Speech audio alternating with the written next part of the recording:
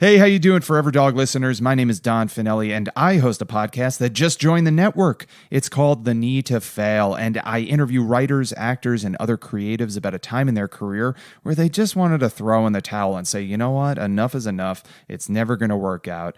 But more importantly, we talk about the tools they use to push past their setbacks. My past guests include Abby Jacobson, Lauren Lapkus, John Gabris, Nicole Byer, Jessica Sinclair, and the king of losing well, Chris Gethard. I got over 50 of these bad boys just waiting to be heard, so check it out. You can find The Need to Fail on the Forever Dog Podcast Network, Apple, Spotify, Google, Stitcher, or wherever you get your podcasts nowadays. Let's fail together now so we can succeed tomorrow. Forever Dog. Welcome to Public Domain Theater with Kelly Nugent, Lindsay Kaitai, and guest Edgar Momplaisir. Reading The Woman Who Tried to Be Good by Edna Ferber. Hi, welcome to Public Domain Theater, the podcast of highbrow readings and lowbrow commentary. I'm one of your hosts, Lindsay Kaitai. I'm another one of your hosts, Kelly Nugent, and today we are joined by a very special guest. You may know him from UCB, from the Culture Kings podcast, from Craig of the Creek. We have writer, performer, Edgar Momplaisir is here. Oh, thank you so much for having me. You're welcome so much. I feel very grateful to be here. I Very enjoy grateful being on others' to have you here. podcast. Yeah, it's nice to be on someone else's podcast. I feel a lot Yeah. less pressure. Yes. But Change it up. I can't shake the habit, though. So tell me, where are you guys from? What do you guys do? Born in Reno, raised in San Diego. And, Really? Yeah. Born in Long Beach, California. Oh, wow. Raised in the suburbs of LA. Oh, wow. Where are you from? Where are you from? I'm from New York. Born and Oh, raised. nice. Mhm. Cool. And then when did But you now move out you're here. I went to college in Northern California Oh. in 09, and then I just fell in love with California. I never Nice. left.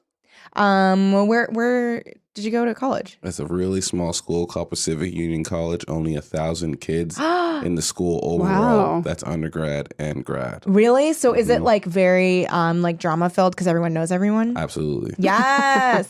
I love that. What was your major? I was a film and television major. Nice. How many people were like in your program? Oh man, like 20. Really? Now, ask me how many of them still Whoa. do film. How many? Me. You. Wow. Do you call all those people every year and say like, "Hey, I'm still doing film"? I mean, one of them's like my good friend. We still hang out all the time, and he's like a festival programmer. He's like, "You're the one, man. You got to do it for all of us." You I'm made like, I it. don't want to. You know? I just want to make enough money that I can like go to the Indian buffet. And Yes. not hurt my bank account. Yeah. And I'm doing this for me. Exactly. You live your life for you. Exactly. Mine is mine. Yeah.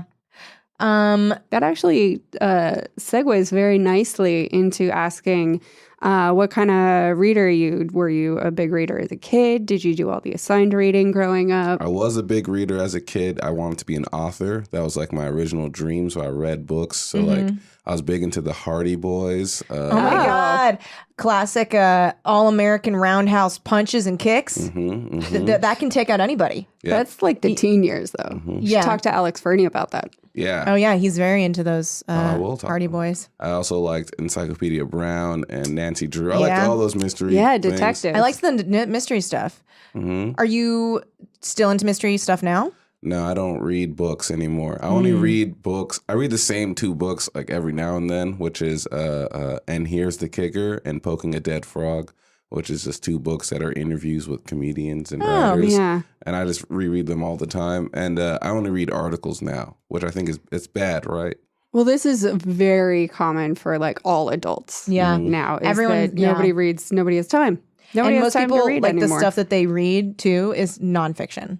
Yeah. Yeah, everyone's over fiction. Yeah, I read a lot of articles on Deadline and Vulture and AV Club. So you're all about the industry. I love reading Industry about stuff. that. Anything that's an analysis of something to the point that it kills it really intrigues me. I love used to killing the magic. Me too. Yeah. I used to like watch. This was like when Mad Men was out. Like I would watch Mad Men, and then I would go on AV Club and like read the like breakdown of it. By Todd Vanderwolf. And Oh, yeah. And then I Todd. bought what's Zach his name? Book. Is it Alan Sepinwall's book about like? I know that's a name. Yeah, I remember He's like a big TV critic. Yeah, I remember like buying his book and like being super. It was about all the best shows that were ever on television, and I was really excited because Buffy the Vampire Slayer was on there.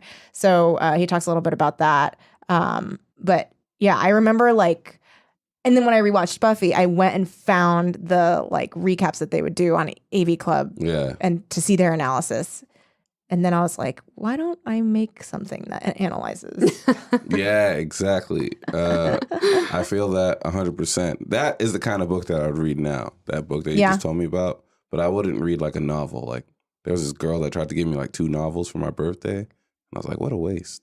Get out of here. When she gave them to you, was she like, I need like, you here, to don't like talk be to me for a smarter? Or No, she was just like, I think that you'd really vibe with these. And and they my were fiction, impression. or were they were like fiction? Like one was about this guy who like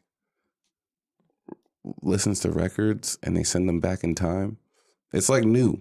They were newer books, and I was like, I'm not gonna read this shit. Like, Did give you me an feel like article. she was right about your vibe at least? Yeah, no, that book is very much so me. If it was a movie, I would love that. If it was a movie, or if there was like an article about that movie. Oh yeah, 100%. You would read it. that. I would read it. If it was a miniseries, I would watch the shit out of it. Read it, make the miniseries. Okay, fair, Yeah. very fair. Then it's research, and then it's work, and then you're doing the right worth thing. it. Okay, And then you're killing the magic. you guys have won me over. Didn't Back take on much. books. Yeah, I'm back in. Okay, so what do we know about Edna Ferber, who's our author? Absolutely nothing. I know absolutely nothing about this person. Well, lucky for us, Brett to the rescue. Brett to the rescue. He's written us a little bio. Okay, so also this story, thank you so much to the listener that suggested this to us from our submission form. If you guys want to get in on that magic, you can go to our Twitter account at Public Domain Pod, and we have a pinned tweet that's the link to that. People suggest short stories to you guys, and there's a whole market for short stories that I never knew about. There you go. It's because you're not reading. It's true. It's because you're not reading. That was a very pointed comment, and I want you to know that it was received. So cold. Painful. I did that thing where You like looked me in the eyes. I looked at you, and then I like looked away and was like, and that's why you don't read. Yeah. That's something my mother would do. Yeah, that's something that my mother would do as well. You just didn't have an accent. Same for my mom. Okay. So Edna. When do we think Edna was born? I want to say the 50s or 60s. Okay. That was going to be my guess too. But now I'm thinking maybe she wrote this in the 50s or 60s. So I'm going to say 1912. You're both wrong. Damn. Wow. Wow. 1885. Okay. 1885. Yeah. Wow. All right. Wow. This is a white woman. I Maybe.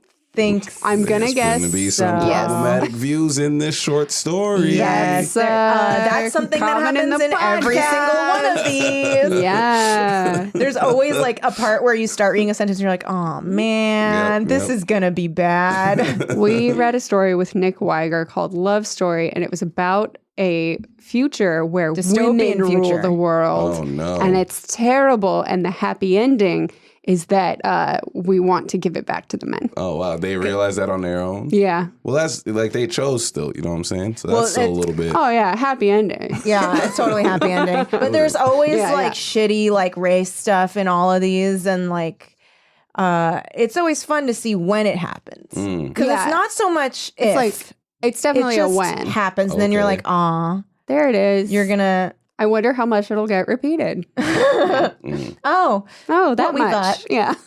okay. So Edna, Miss Edna, she is an American. Oh, I'm sorry. When do we think she died? She's born in 1885. Okay. 1922. Interesting. What do you think? I'm going to go along with that out of respect for our Thank guest. you so much. Yeah. That's a Always time. defer to the guest. Yeah. Okay. 1968. Okay. That's Wow. a long ass She All right, life. lived that a was different. long time. That's She a lived a long- long time. How Wow. many years is it, 80?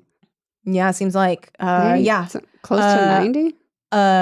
83. My Right? God. Okay, I'm bad at math. okay. Okay, so she's an I American just, like, novelist. didn't put the work into it. No, you just didn't think about Yeah, I Yeah, didn't you just added try. 10 to my answer. Yeah. it. She's a short story writer, a playwright. Her novels include the Pulitzer Prize winning So Big, in 1924. Never heard of Showboat Yeah.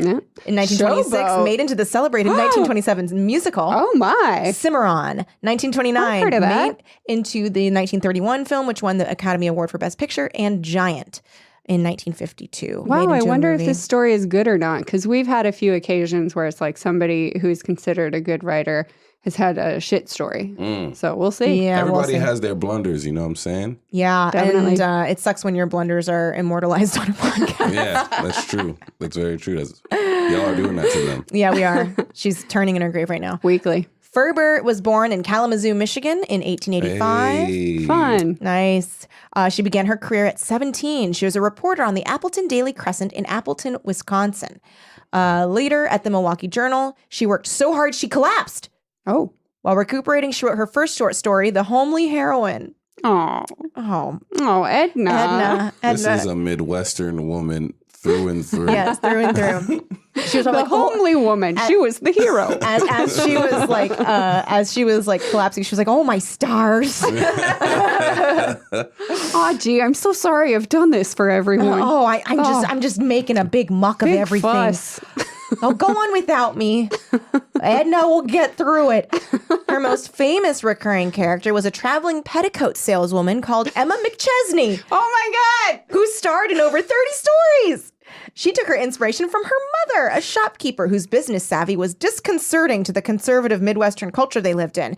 This is so Midwestern and so white. It wasn't so exactly a white. scandal to see a woman running a store, but it did make everyone uneasy. This woman was horny. I just Yeah. want to put that out there. Yeah, she that was. This is sexual frustration being manifested in Oh, the I book. clicked on a link. Uh-oh. Oh, it's a Wikipedia link.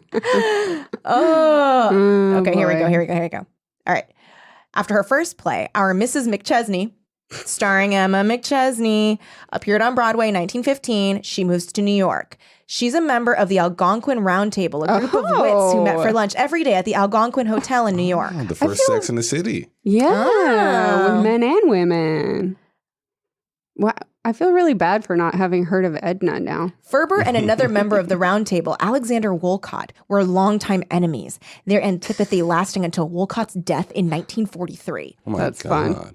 fun. In a review of Ferber's play, Minnick, Wolcott said that it loosed vials of vitriol out of all proportion to the gentle little play's importance. Ferber replied that she found the review just that degree of malignant poisoning that I always find so stimulating in the works of Mr. Wolcott. They liked each other. They probably hate fucked so yeah, much. They like each other. Yeah. He's like, A real vitriol, Sam vitriol. and Diane situation. Yeah. She also Cheers. she's like sparring with everyone. Thank you for clarifying that. Yeah, I just throw out names. People might think there's People that you know? I know. Like our friends, No. Sam and Diane. Oh, and cheers. People on TV are my friends. Yeah. I'm lonely. She also sparred with the playwright Noel Coward. Once, when Coward happened upon Ferber dressed just like him, he said, "Edna, you almost look like a man." Without missing a fuck beat, you. Ferber replies, "So do you." Oh, Edna, nice. She's kind of badass. She is a little, I yeah. want to apologize for my early comments about her. Well, we'll see. Well, she's still We'll see. Her novels kept her busy, as the 20-odd films based on them. She particularly enjoyed Giant, which was made into a film starring Rock Hudson and James Dean. During filming, yeah. Oh, wow. What Dean a bought cast. his fatal Porsche and raced the 71-year-old Ferber around in it. That's cool. She kind of reminds me of like Katharine Hepburn-ish. Again, I feel really bad for not having heard of Edna. She sounds awesome. Yeah, she sounds very badass. Yeah. She died at her home in New York City of stomach cancer at the age of 82. She died of cancer? Yeah. Wow. Wow. At 82. Give the woman a break. She was in her 80s and she accomplished so much. You gonna give her cancer? Rude. Yeah. Rude. How dare. How Are you very ready? dare. You guys ready? Yes. The woman who tried to be good. Before she tried to be a good woman, she had been a very bad woman. Hell yeah. So bad that she could trail her wonderful apparel up and down Main Street from the Elm Tree Bakery to the railroad tracks without once having a man doff his hat to her or a woman bow. Was she like dressed in her underwear? Yeah, Yeah. was she dropping her clothes? Like dressed in like a low cut evening gown. Okay, here's why. Oh, okay. You passed her on the street with a surreptitious glance, though she was well worth looking at in her furs and laces and plumes. Ooh. She had the only full-length mink coat in our town, and Gans's shoe store sent to Chicago for her shoes. Hers, Speaking of Sex in the City, yeah, this lady. hers were the miraculously small feet you frequently see in stout women. Okay. All right. Well, Wait, hold on. Hold on. What does that mean?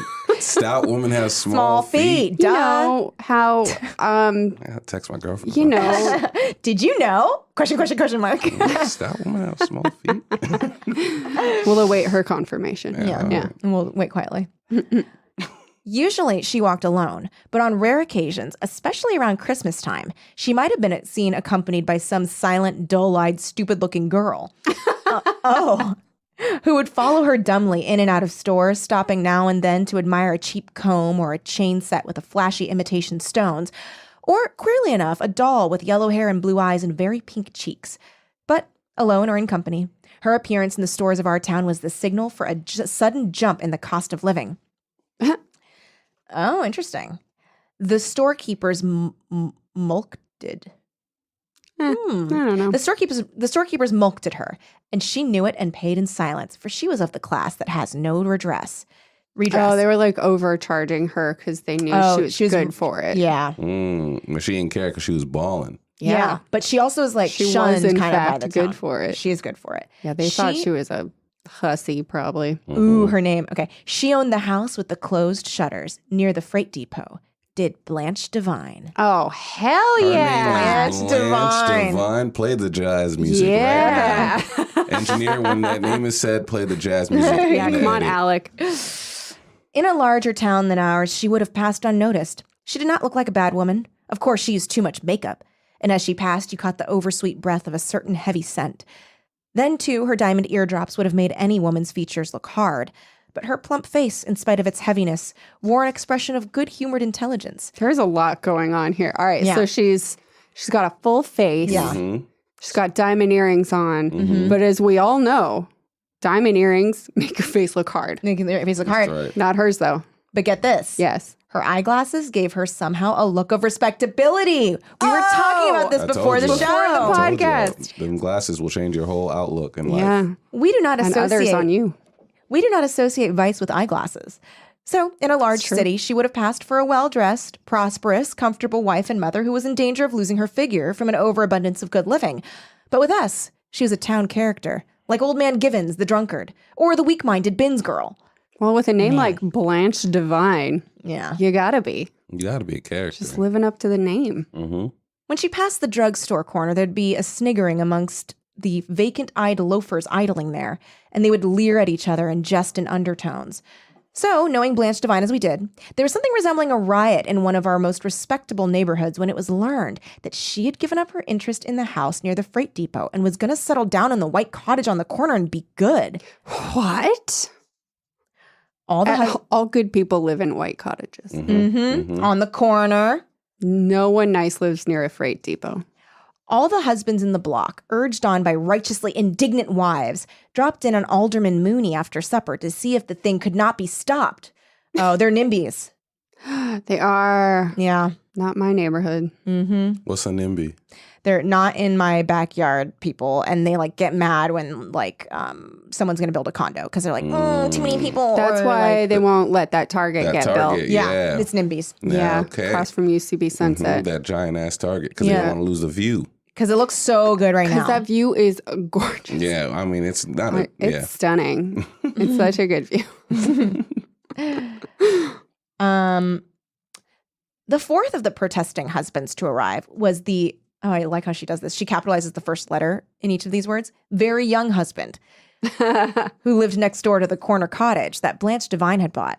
The very young husband had a very young wife, and they were the joint owners of Snooky.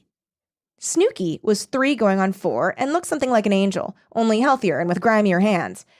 The whole neighborhood borrowed her and tried to spoil her, but Snooky would not spoil. Then Is it a child or a dog? Child or a dog? Child. It's Child. got to be a dog. If it's got hands. It's got to be a dog. I thought dog, Dirty but then hands. it has hands. Dogs have hands. Oh, right. Dogs have hands. Yeah. Dogs have hands. Yeah. Alderman Mooney was down in the cellar, fooling with the furnace. He was in his furnace overalls, a short black pipe in his mouth. 3 protesting husbands had just left, as the very young husband, following Mrs. Mooney's directions, descended the cellar stairs. Alderman Mooney looked up from his tinkering. He peered through a haze of pipe smoke. "Hello," he called, and waved the haze away with his open palm. Oh, I'm sorry. That was the young husband. Okay. "Hello," he called, and waved the haze away with his open palm. Much different voice. Thank you, Kelly. "Come on down. Been tinkering with this blamed furnace since supper. She don't draw like she ought. Long towards spring, a furnace always gets... What? Oh, long towards spring, a furnace always gets bulky. How many tons you used this winter?" "Oh, 5, said the very young husband shortly. Alderman Mooney considered it thoughtfully. The young husband leaned up against the side of the water tank, his hands in his pockets. "Say, Mooney, is that right?" Wait, who's talking now? Young I husband. don't know. I zoned out for a second, to be perfectly honest. I was like, furnace, blah, blah, blah. Isn't an alderman like a position in government? Yeah, he's Yeah. like a mayor type guy, I feel like. Yeah. But he's like helping Not- at the house though. Like a council person. Yeah. Probably.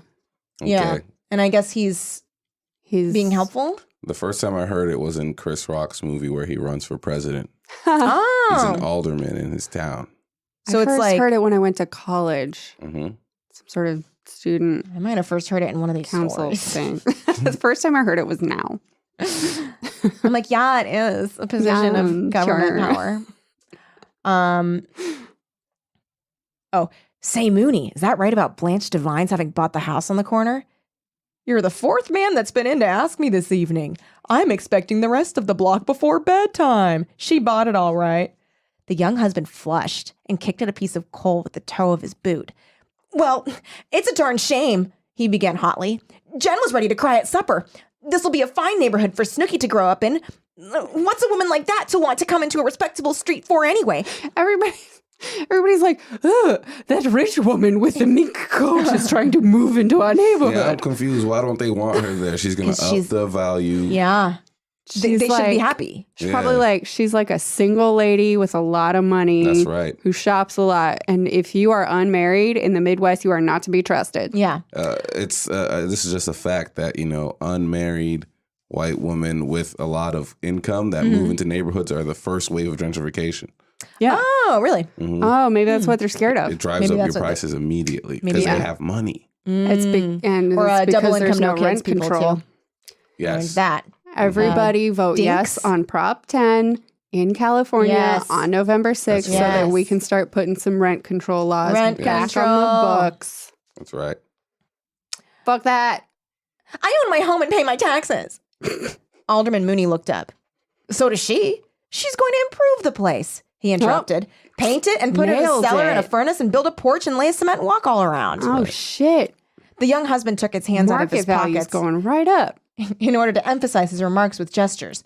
Well, what's that got to do with it? I don't care if she puts in diamonds for windows and sets out Italian gardens in a terrace with peacocks on it. You're the alderman of this ward, aren't you? Well, it was up to you to keep her out of this block. You could have fixed it with an injunction or something. I'm going to set up a petition. That's what I'm going...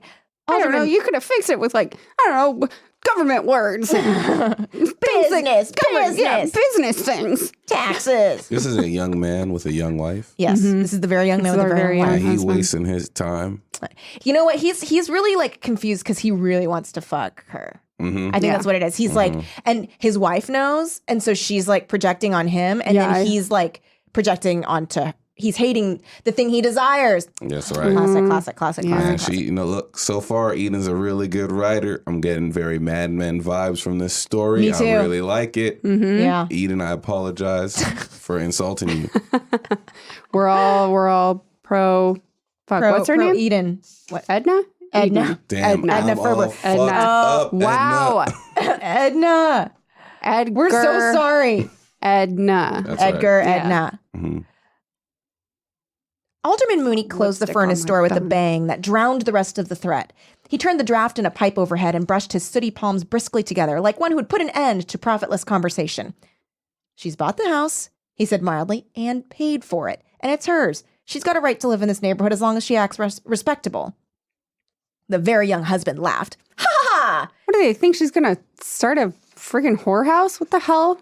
Probably. Oh, Or maybe that she will like spread like I hope she does. he's afraid she's gonna like spread like dissent among all the other women. A la Stepford Wives. She won't last. They never do. They. Dang. Alderman Mooney had taken his pipe out of his mouth and was rubbing his thumb over the smooth bowl, looking down at it with unseeing eyes. On his face Becoming was a queer... sexually attracted to it. Get it together, Alderman. His There's pants a very became young tighter. tighter. On his face was a queer look, the look of one who is embarrassed because he's about to say something honest. Look here, I want to tell you something. I happened to be up in the mayor's office the day Blanche signed for the place. She had to go through a lot of red tape before she got it. Had quite a time of it, she did. Say, kid, that woman ain't so bad. The very young husband exclaimed impatiently, "Oh, don't give me any of that, Mooney. Blanche Devine's a town character. Even the kids know what she is. If she's got religion or something and wants to quit and be decent, why doesn't she go to another town?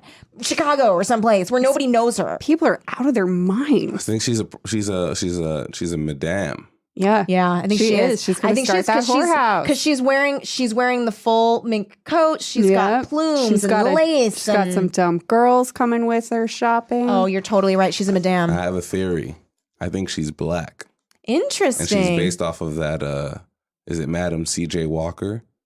Is that I don't very know about famous this. madame in San Francisco? Oh. Interesting. Would She's this like the be first around the same time? Big time black entrepreneur? Yeah, it would be. Interesting. I think that's who this woman is based I wonder off if of. Edna's Oh, just like Edna, not Edna. specifically talking about race, Mm-hmm. trying to like really get at people's minds. Mm-hmm. Edna is shattering all of my expectations. Yeah. Edna. Oh, okay. Fingers crossed. She's our favorite now. Okay. The motion of Alderman Mooney's thumb against the smooth pipe bowl stopped. His erection grew harder. He looked up slowly. That's what I said. The mayor, too. But Blanche Devine said she wanted to try it here. She said this was home to her. Funny, ain't it? Said she wouldn't be fooling anybody here. They know her. And if she moved away, she said it'd leak out some way sooner or later. It does, she said. Always. Seems like she wants to live like other women. She put it like this. She says she hasn't got religion or any of that. She says she's no different than she was when she was 20. She said that for the last... Any of that. Yeah. All that mumbo jumbo. She said that for the last 10 years, the ambition of her life has been to go into a grocery store and ask the price of, say, celery. And if the clerk charged her 10 when it ought to be 7, to be able to sass him with a regular piece of her mind and then sail out and trade somewhere else until he saw that she didn't have to stand anything from storekeepers any more than any other woman did her own marketing. Oh, that's why she was being overcharged. Not because she's a baller. It's because they don't like her. Yeah. They don't want her to shop there. They're trying to price her out of the store. That's right. She's a smart woman, Blanche is. God knows I ain't taking her part exactly, but she talked a little, and the mayor and me got a little of her history. A sneer appeared on the face of the very young husband. He had been known before he met Jen as a rather industrious sower of wild oats. He knew a thing or two, did the very young husband, in spite of his youth. He always fussed when Jen wore even a V-necked summer gown on the street. This fucking very young husband. Oh, she wasn't playing for sympathy, went on Alderman Mooney in answer to the sneer. She said she'd always paid her way and always expected to. Seems her husband left her without a cent when she was 18, with a baby. She worked for $4 a week in a cheap eating house. The two of them couldn't live on that. Then the baby. Good night, said the very young husband. I suppose Mrs. Mooney's going to call? Minnie. It was her scolding all through supper that drove me down to monkey with the furnace. She's wild, Minnie is. So he's hiding in the furnace room? Mr. Mooney was like, I don't even want to talk about this anymore. It is fucking Minnie's fault I'm here. Yeah. You got to throw your wife under Yeah. the bus. Yeah. He's like, oh, you know, like, it's Minnie. He's like, fucking Minnie, if I wasn't fucking fixing this fucking furnace, your dumbass wouldn't be talking to me about this. He peeled off his overalls and hung them on a nail. The young husband started to ascend the cellar stairs. Alderman Mooney laid a detaining finger on his sleeve. Don't say anything in front of Minnie. She's boiling. Minnie and the kids are going to visit her folks out west this summer, so I wouldn't so much as dare to say good morning to the divine woman. Anyway, a person wouldn't talk to her, I suppose, but I kind of thought I'd tell you about her. Thanks, said the very young husband dryly. In the early spring, before Blanche Devine moved in, there came stonemasons who began to build something. It was a great stone fireplace that rose in massive incongruity at the side of the little white cottage. Oh, she's going to start a restaurant. Blanche Devine was trying to make a home for herself. Blanche Devine used to come and watch them now and then as the work progressed. She had a way of walking round and round the house, looking up at it and poking at plaster and paint with her umbrella or fingertip. One day she brought with her a man with a spade. He spaded up a neat square of ground at the side of the cottage and a long ridge near the fence that separated her yard from that of the very young couple next door. The ridge spelled sweet they're peas right next door. and nasturtium, thank you, to our small town eyes. On the day that Blanche Devine she's moved planting in, exotic plants. Uh-oh. What are they, from the east? NIMBY, NIMBY, NIMBY. These eastern plants? Some of those east plants. What are they, closer to the sun when it rises? No, thank you. Too spicy. I want a good sunset plant. On the day that Blanche Devine moved in, there was a wild agitation among the white-ruffed, that really got me nervous for a second, white-ruffed bedroom curtains of the neighborhood. Later on, certain odors as of burning dinners pervaded the atmosphere. Oh, she's starting a barbecue restaurant. Blanche Devine, flushed and excited, her hair slightly askew, her diamond eardrops flashing, directed the moving, wrapped in her great fur coat.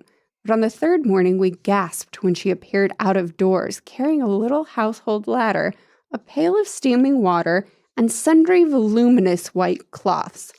She reared the little ladder against the side of the house, mounted it cautiously, and began to wash windows with housewifely thoroughness.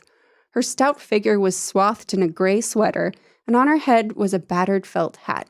The sort of window. She's not balling. She's not cleaning balling. stuff She's just by cleaning. herself. Yeah, she's just cleaning. She's like, look, I clean my windows same as you. Mm-hmm. And everyone's like, cleaning windows just like us. how dare. We clean windows the West way. Hey guys, we're going to take a quick break from the show to talk to you about one of our sponsors, HelloFresh. This is a lovely meal kit delivery service that we're obsessed with. HelloFresh shops, plans, and delivers step-by-step recipes and pre-measured ingredients so you can cook, eat, and enjoy. What are my favorite HelloFresh meals? Well, I personally love the pork carnitas tacos with pickled onion and Monterey Jack cheese. Feeling a little veggie? Well, then say hello to heirloom tomato flatbreads with pesto, fresh mozzarella, and balsamic greens. Guys, I am big into food, big into cooking, and they were so delicious. But at the same time, these recipes are step-by-step and easy enough that anyone can grab these recipes and start cooking. From someone who's like, cooking, what's that? To people who enjoy cooking like me. Here's how it works. There are 3 plans to choose from: classic, veggie, family. Forget about planning dinner, spending money on takeout at 10 p.m., or worrying about gathering ingredients week after week. All the ingredients come pre-measured in handy labeled meal kits, so you know which ingredients go with which recipe. The recipes are simple, the instructions are outlined on pictured step-by-step cards, so it's really hard to screw it up.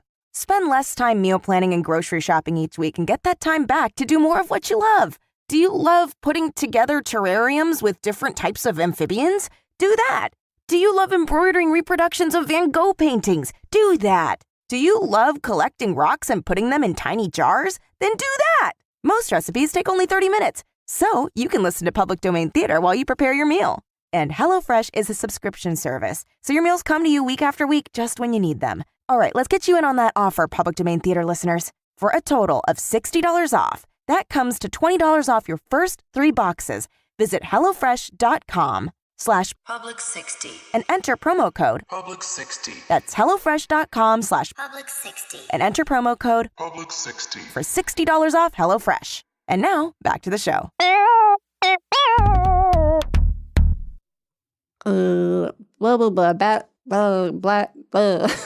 Battered felt hat. Thank you, I did it. The sort of window washing costume that has been worn by women from time immemorial. We noticed that she used plenty of hot water and clean rags, and that she rubbed the glass until it sparkled, leaning perilously sideways on the ladder to detect elusive streaks. Our keenest housekeeping eye could find no fault with the way that Blanche Devine washed windows.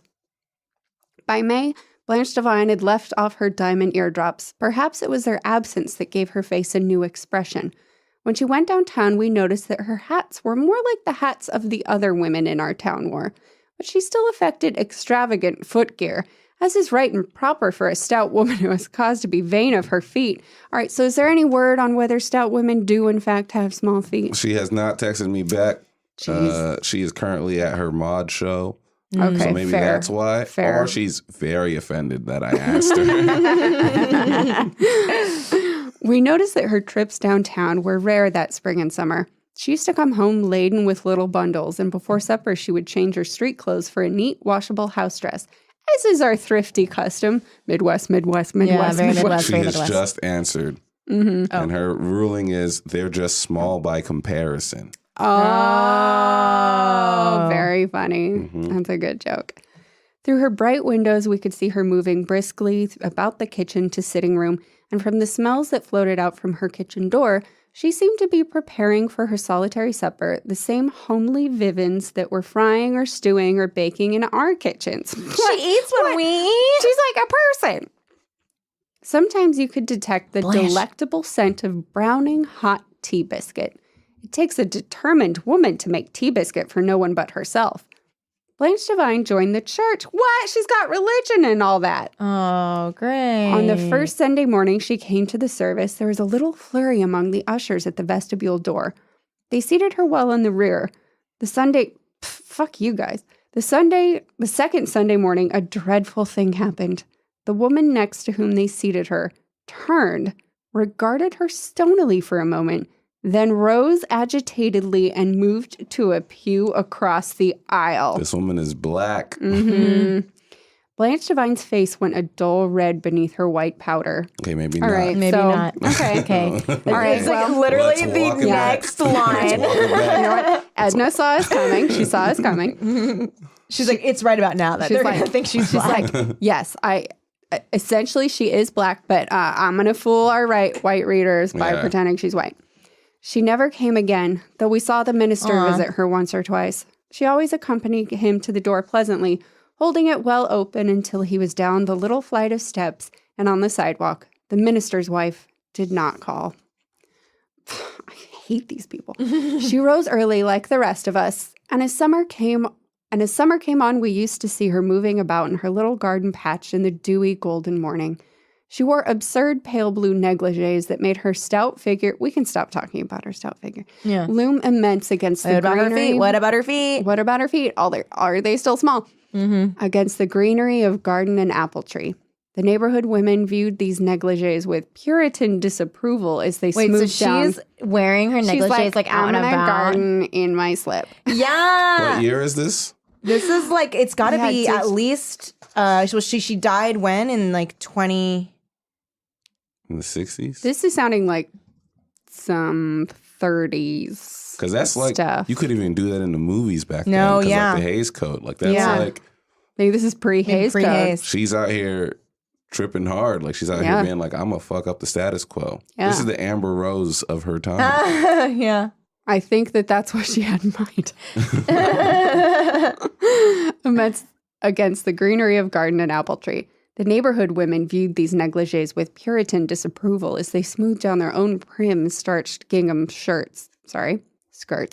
They said it was disgusting, and perhaps it was, but the habit of years is not easily overcome. Blanche Devine, snipping her sweet peas, peering anxiously at the Virginia creeper that clung with such fragile fingers to the trellis, watering the flower baskets that hung from her porch, was blissfully unconscious of the disapproving eyes. I love that she's like, I don't know her to them. Yeah. Like they're just like, and she's just like paying attention to her like sweet peas. Yeah. I think she truly doesn't get it, though, because now it gets a little sad. Oh no.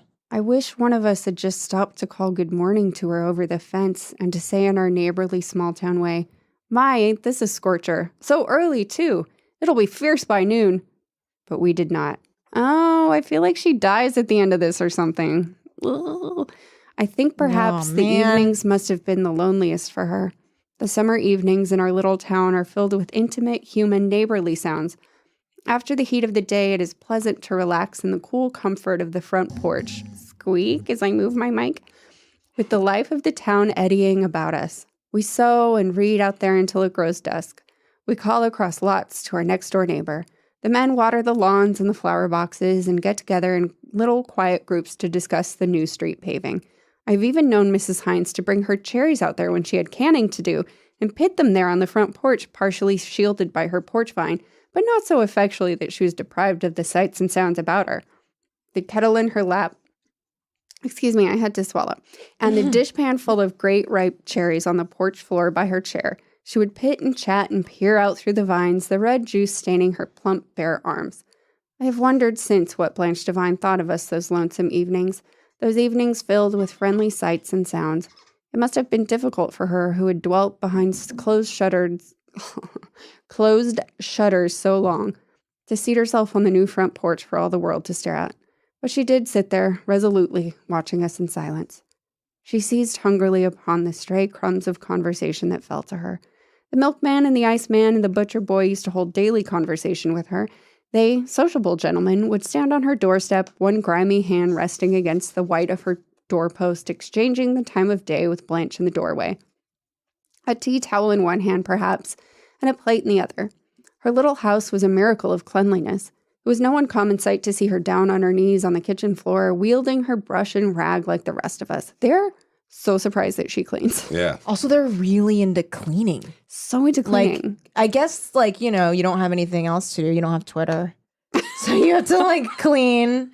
But I don't buy it because they died of disease, all the time. I know. Well, that's because they were cleaning with, cleaning fucking water. They were cleaning with, cholera water. Yeah, so it's maybe don't clean. You know what I'm saying? Stop doing that. Maybe be better off dirty. Clean your water. Yeah. Clean your water. Start Brita scrubbing water. filters. Yeah. Hear of it? It was no uncommon sight to say, I got that. In canning and preserving time, there floated out from her kitchen the pungent scent of pickled crab apples, the mouth-watering smell that meant sweet pickles, or the cloying, divinely sticky odor that meant raspberry jam. Yum. Snooky, from her side of the fence, often used to peer through the pickets, gazing in the direction of the enticing smells next door, still unclear on whether it's a dog or a girl. Yes. Early one September morning, there floated out from Blanche Devine's kitchen that fragrant, sweet, I'm having a little more trouble today, I don't know why, sweet scent of fresh baked cookies with butter in them and spice and with nuts on top. Boo, I'm allergic. Just by the smell of them, your mind's eye pictured them coming from the oven, crisp brown circlets. Crumbly. Crisp brown circlets? Mm-hmm. Circlets. I heard crisp brown. Chris Brown. They were Chris Brown cookies. They were abusive cookies. Especially to me, because I'm allergic to nuts. Oh. Way to make That's a girlfriend beating joke. Yeah, way to make a public girlfriend beating about you. Yeah. Yeah. Everything is. Yeah. Yeah. Right? I don't disagree. Thank you. Sorry. Everything is about me. You're fine. I'm so sorry. No, I shouldn't have this long of legs. Oh.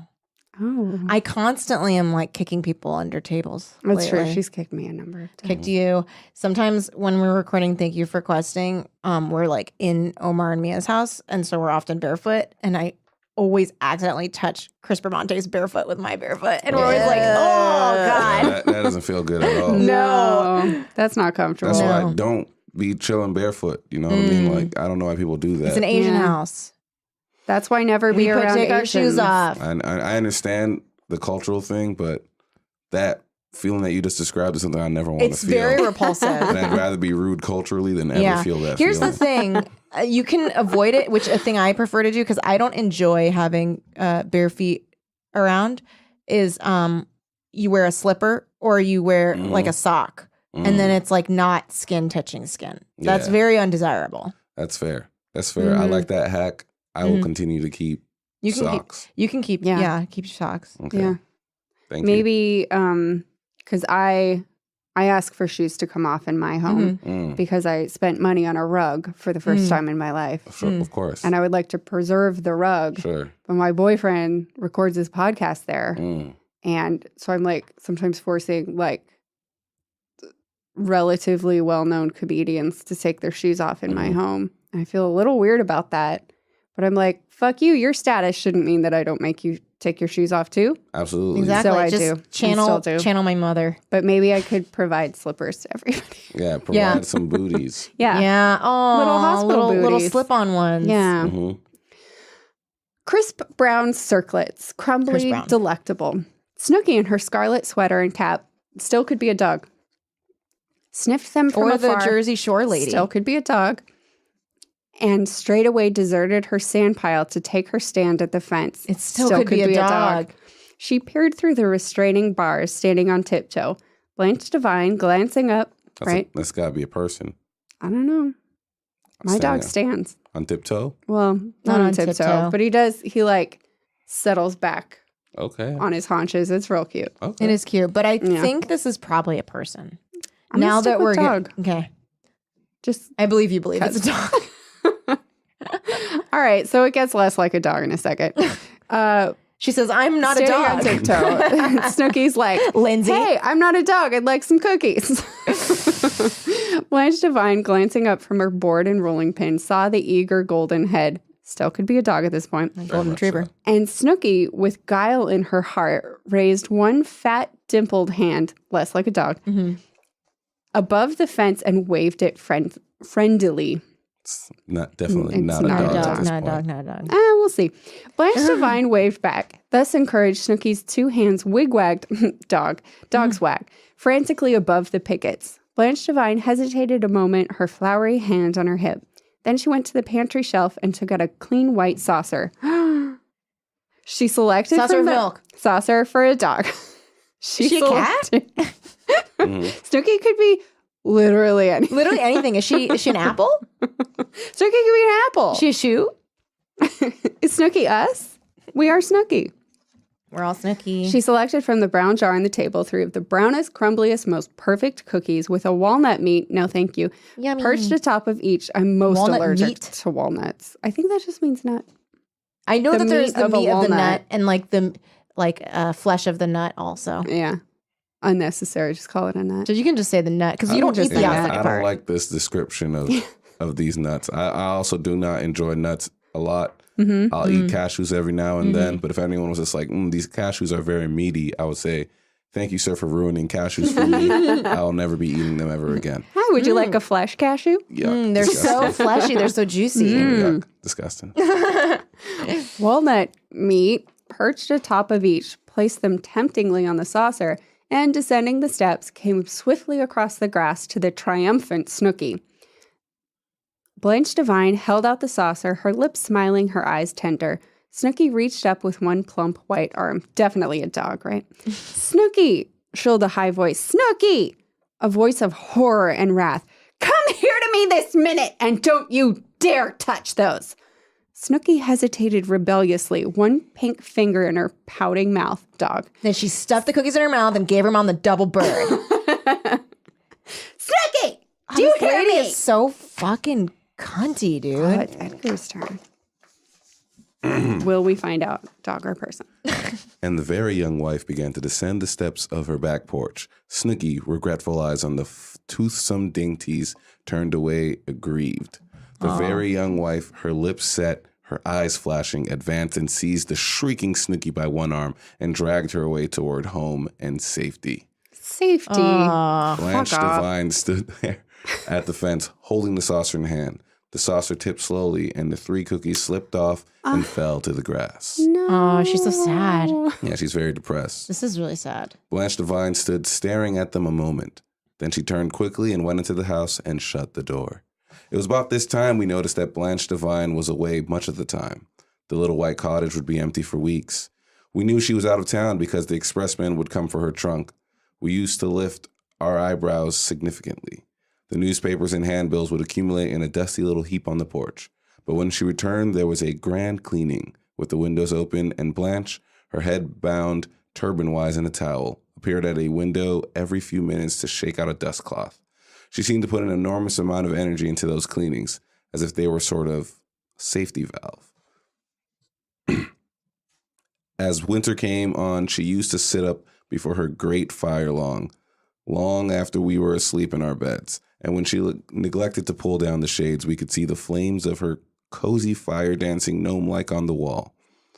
There came a night of sleet and snow and wind Your and fire rattling is hail. dancing like a little gnome. Yeah, I've never heard that description. I would be like, That's a terrifying shape to see in fire. Oh, no wonder they're scared of Blanche. Yeah. She's got a gnome She's got fire Yeah, gnomes. she's a witch. One of those blustering wild nights that are followed by morning paper reports of trains stalled in drifts, mail delayed, telephone and telegraph wires down. It must have been midnight or past when there came a hammering at Blanche Devine's door, a persistent, clamorous rapping. Blanche Devine, sitting before her dying fire half asleep, started and cringed when she heard it, then jumped to her feet, her hand at her breast, her eyes darting this way and that as though seeking escape. She had heard a rapping like that before. It had meant blue coats swarming up the stairway. She and is a madam. Oh, and her place got raided. Mm-hmm. Sad. Yep. This reminds me of the show Harlots. Oh. I've been wanting to watch that show. Is it good? It's fine. My girlfriend watches it, and I watch to be supportive. That You're a show's good always partner. trying to come on after I watch Handmaid's Tale. Yeah, that's what I don't like about it. It's like they always force it to you when you're watching something else Yeah. around like women. It's just like, I didn't want to watch this. You're pushing Yeah. on this Stop on me. This acting is my like limit. all women are like. This is my limit. I can only watch so many women That's right. all at once in a show. Like I'll watch Girls and then I'll watch Insecure. I don't watch them both together. That's insulting. Give it a gap. She had heard a rapping like that before. It had meant blue coats swarming up the stairway and frightened cries and pleadings and wild confusion. So she started forward, now quivering. And then she remembered being wholly awake now, she remembered, and threw up her head and smiled a little bitterly and walked toward the door. The hammering continued, louder than ever. Blanche Devine flicked on the porch light and opened the door. The half-clad figure of the very young wife next door staggered into the room. She seized Blanche Devine's arm with both her frenzied hands and shook her. What? The wind and snow beating in upon both of them. "The baby!" she screamed in high hysterical voice. "The baby! The baby!" What? Blanche Devine shut the door and shook the young wife smartly by the shoulders. "Stop screaming," she said quickly. "Is she sick?" The young wife told her teeth chattering. "Come quick, she's dying. Will's out of town. I tried to get the doctor. The telephone wouldn't. I saw your light, for God's sake." Blanche Devine grasped the young wife's arm, opened the door, and together they sped across the little space that separated the two houses. Oh, she's about to redeem herself because she's going to save a baby. I wonder if they're even gonna like acknowledge it. Yeah, they're going to be like, thank you so much. Goodbye again. Yeah, go back to being a hated metaphor for black women.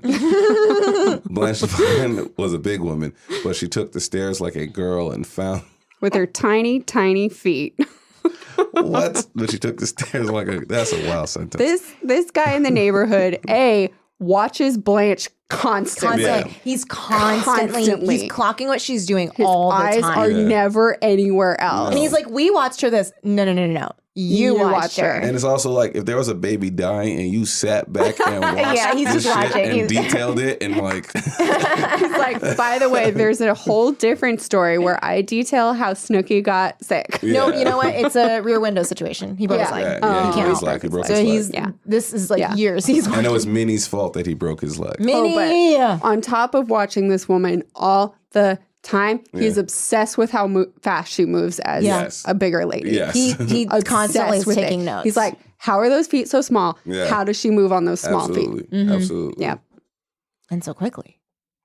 And found the right bedroom by some miraculous woman instinct. Oh, okay. What? Nah, it's probably just like, it's it's three people who live there. Yeah. If it's not the master bedroom, it's probably, Also, baby, probably crying. It's sick. Yeah, I mean, yeah. Yeah. A dreadful, The Snooki? choking, rattling sound She was heard coming a from woman. Snooki's She bed. heard a baby like women do. Yeah. Yep. A As dreadful, only women choking, could. rattling sound was coming from Snooki's Oh, bed. shit. I don't know how to say this word, but Croup said... Oh, croup. Croup, said Blanche Devine and began her fight. It's a It was a baby good sickness. fight. She marshaled her inadequate forces, made up of the half-fainting young wife and the terrified and awkward hired girl. Get the hot water on. Lots of it, Blanche Devine pinned up her sleeves. Hot cloths, tear up a sheet or anything. Got an oil stove? I want a tea kettle boiling in the room. She's got to have the steam. If that don't do it, we'll raise an umbrella over her and throw a sheet over and hold the kettle until the steam gets to her that way. Got any ipecac? Ipecac, yeah. The young wife Make her obeyed puke? orders. Make that baby throw up. Mhm. in a sauna. True, they're making a makeshift sauna. The young wife obeyed orders, white-faced and shaking. Once Blanche Devine glanced up at her sharply. "Don't you dare faint," she commanded. Nice. And then she slapped her. Yes, I wanted to slap her. Like a reverse Gone with the Wind. Yeah. She's like, yeah, my time to slap. It's my time to slap. Which is weird that she slapped her because she was like, "Don't faint. Now here's a very hard hit." And the fight went on. Gradually, the breathing that had been so frightful became softer, easier. Blanche Devine did not relax. It was not until the little figure breathed gently in sleep that Blanche Devine sat back, satisfied. Then she tucked the cover at the side of the bed, took a last satisfied look at the face on the pillow, and turned to look at the wan, disheveled young wife. "She's all right now. We can get the doctor when morning comes, though I don't know if you'll need him." The young wife came round to Blanche Devine's side of the bed and stood looking up at her. Now get out of my house. Yeah. "My baby died," said Blanche Devine simply. The young wife gave a little inarticulate cry, put her two hands on Blanche Devine's broad shoulders, and laid her tired head on her breast. "I guess I'd better be going," said Blanche Devine. The young wife raised her hand, her eyes round with fright. "Going? Oh, please stay. I'm so afraid. Suppose she takes sick again. Take awful breathing." "I'll stay if you want me to." "Oh, please, I'll make up your bed and you can rest." "I'm not sleepy. I'm not much of a hand to sleep anyway. I'll sit up here in the hall where there's a light. You get to bed. I'll watch and see that everything's all right. Have you got something I can read out here? Something kind of lively with a love story in it?" She's like, "Get me a romance novel. 50 Shades of Grey." "I'm trying to stay awake. Can you have a romance novel?" You got any? To stay Anything awake, hot? I need to be turned on. So the night went by. Snooky slept in her bed. The very young white wife half dozed in her bed so near the little one. In the hall, her stout figure looming grotesque in wall shadows, sat Blanche Devine, pretending to read. Now and then she rose and tiptoed into the bedroom with miraculous quiet, and stooped over the little bed and listened and locked and tiptoed away again, satisfied. The young husband came home from his business trip next day with the tales of snowdrifts and stalled engines. Blanche Devine breathed a sigh of relief when she saw him from her kitchen window. She watched the house now with a sort of proprietary eye. She wondered about Snooky, but she knew better to ask, so she waited. The young wife next door had told her husband all about that awful night, had told him with tears and sobs. The young husband had been very, very angry with her. Angry, Why? he said, and astonished. Snooky could not have been so sick. Look at her now, as well as ever. And to have such You're a liar. And Oh then my everyone God, this kept is ignoring fucking Blanche. crazy. He's gaslighting He's her. gaslighting her like Yeah. crazy. He's like, "You sound crazy right now." Yeah. If babies aren't sick anymore, they never were. Yeah. What? Never. She was sick? Come on, why are you lying? And to have called such a woman, well, he did not want to be harsh, but she must understand that she must never speak to that woman again. Never. No. So, This is so sad. so Oh the my next day, God. the very young wife happened to go by. So the next day, the very young wife happened to go by with the young husband. Blanche Devine spied them from her sitting room window, and she made the excuse of looking in her mailbox in order to go to the door.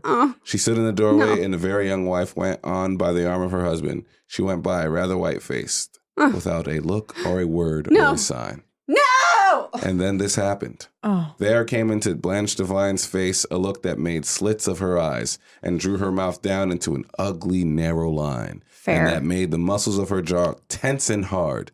It was the ugliest look you can imagine. Then she smiled, if having one's lips curl away from one's teeth can be called smiling. Kidnap that baby. 2 days later, there were Make great it your news. own. Yes. Take True, the she baby really- away. yeah. Take- Snooky. You Take deserve that- it. Take that dog. You've earned Yeah. it. Adopt that dog. 2 days later, there was great news of the white cottage on the corner. The curtains were down, the furniture was packed, the rugs were rolled.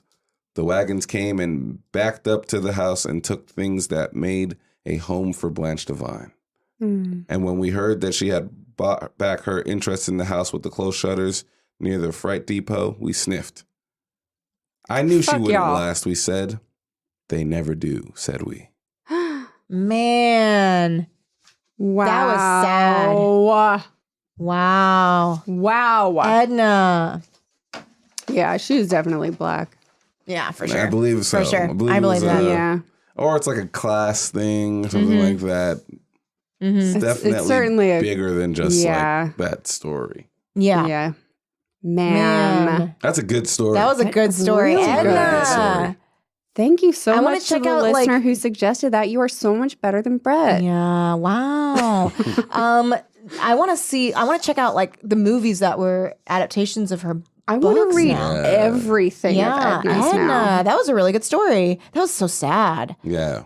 Fuck that town. I know. She's a very visual writer. Like you see the people I could and stuff see like that. it was like a movie. Like I feel like when you were reading, I wasn't even interrupting that much because I was just like listening and like being like just seeing it in my mind like a movie. Yeah, that last scene of her watching the wife go by and not saying anything and being like, "You fucking coward!" Like, Yeah. I saved your daughter's life, and not only that, but like, it seems that Blanche was a very reserved woman and opened up to her Yeah. and told her Yeah. like, my child, like, Yeah. that must have been such a vulnerable moment for her. So to be so betrayed, Yeah. and that shit got me fucked up. I know. I feel like really sad right So now. Yeah. sad. Ugh. God. Well, thank you so much. Yeah, thanks so much for coming on and doing the show and reading this really we flip-flopped so much on what we thought of her Yeah. on this really good story. So thanks so much for coming on. Well, thank you so Edgar. much for having me. Do you have anything you would like to plug? Absolutely. I'd like to plug my web series, Sad Boy Edgar. It's like just a bunch of was funny. vignettes of me being very sad. Oh. It sounds fun. It's funny. I promise you it's funny. You can check it out on my website, www.edgarmomplaisir.com. Check out Culture Kings. We're over on the How Stuff Works Network. You can listen to us wherever you get podcasts. Awesome. Yeah, just hit me up at UCB or something like that. Nice. Great. Again, thank you so much to the listener who suggested this. As we said before, if you want to suggest a story, you can go to our pinned tweet at Public Domain Pod. That's us on all social media. And you can suggest a book or a story there. If you want to help our show, hop on over to Apple Podcasts and leave a friendly review and write a review. That's the thing that best helps a new podcast. Business. Dun, dun, dun. Dun, dun, dun. Thank you again to Edgar. Yes, and thanks, Edgar. See you next week. Keep it lit. Forever Dog. This has been a Forever Dog production. Executive produced by Brett Boehm, Joe Cilio, and Alex Ramsey. For more original podcasts, please visit foreverdogpodcasts.com and subscribe to our shows on Apple Podcasts, Spotify, or wherever you get your podcasts. Keep up with the latest Forever Dog news by following us on Twitter